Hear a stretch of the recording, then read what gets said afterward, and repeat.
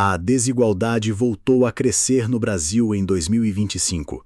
A renda dos mais ricos cresceu o dobro da dos mais pobres, e isso aconteceu no governo de um presidente que passou 3 anos dizendo que ia distribuir renda, tirar dos ricos para dar aos pobres e construir um Brasil mais justo.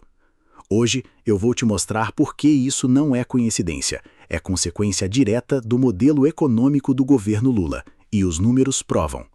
Os dados são do próprio sistema estatístico brasileiro. A desigualdade de renda, medida pelo coeficiente de Gini, havia atingido o menor nível da série histórica em 2024. Em 2025, voltou a subir, com a renda dos mais ricos crescendo em ritmo 2 vezes maior do que a dos mais pobres. O governo tentou dourar a pílula, disse que a renda do brasileiro está no maior nível da história. Tecnicamente verdade, praticamente enganoso, porque renda nominal mais alta com inflação alta significa poder de compra menor, não maior. O número cresce no papel, enquanto a geladeira fica mais cara no supermercado. Há um dado que a narrativa oficial prefere não destacar. A desigualdade diminuiu durante o governo Bolsonaro. Não é opinião, é o que o gráfico mostra. E diminuiu exatamente no período em que o governo federal tentou reduzir seu tamanho e seu gasto. Essa relação não é acidental. Por que o governo concentra renda? Existe uma lógica econômica simples que explica o que está acontecendo e que raramente aparece no debate público. O imposto é, por definição, uma concentração de renda. O governo suga dinheiro de toda a sociedade, de ricos e pobres, e centraliza numa conta única. Depois distribui parte desse dinheiro em programas sociais. O problema é matemático. Nenhum governo consegue distribuir mais do que concentrou. O processo de arrecadação tem um custo enorme: burocracia, desperdício, desvio. O que chega ao beneficiário final é sempre uma fração do que foi retirado da sociedade. Quanto maior o governo, maior a concentração. É uma relação direta. E o governo Lula é um dos maiores em volume de gasto da história recente do Brasil. 2 nomes para o mesmo problema. O governo Lula tem apresentado a inflação como controlada e, em termos de índice oficial, os números são relativamente comportados. Mas há algo que essa narrativa esconde. O Banco Central, para segurar a inflação, manteve a taxa de juros alta durante a maior parte do governo. E taxa de juros alta é, na prática, o mesmo que inflação para quem é pobre. O rico tem dinheiro guardado.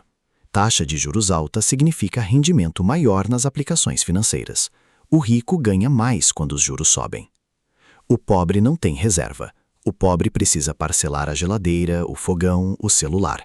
Com juros altos, cada parcela fica mais cara. O endividamento cresce. E o próprio governo Lula reconheceu que o número de brasileiros endividados atingiu níveis recordes. Inflação corrói o salário.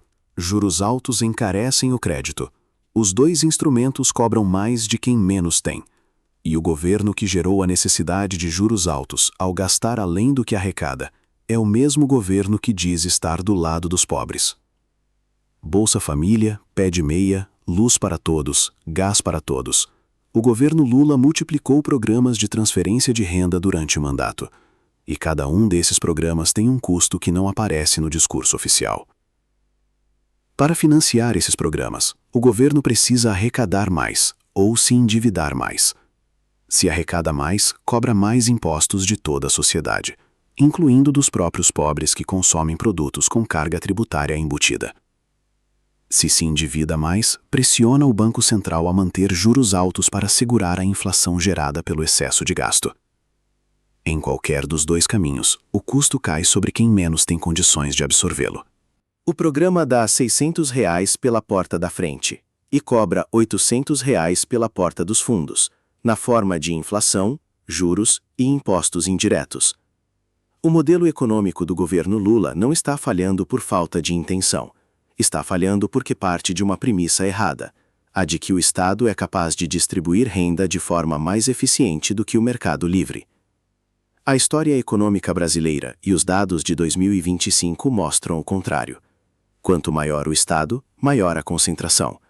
Quanto mais o governo gasta prometendo ajudar os pobres, mais ele precisa sugar da sociedade para financiar esse gasto, e quem paga a conta no final é sempre quem tem menos.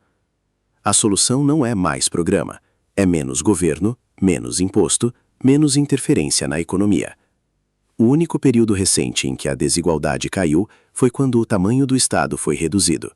Essa é a lição que os números ensinam, quando a gente para de olhar apenas para o discurso e começa a olhar para os dados.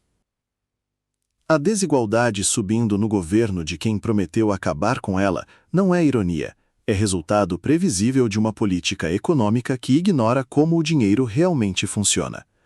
Vou continuar trazendo esses dados aqui no canal com análise direta e fontes verificadas.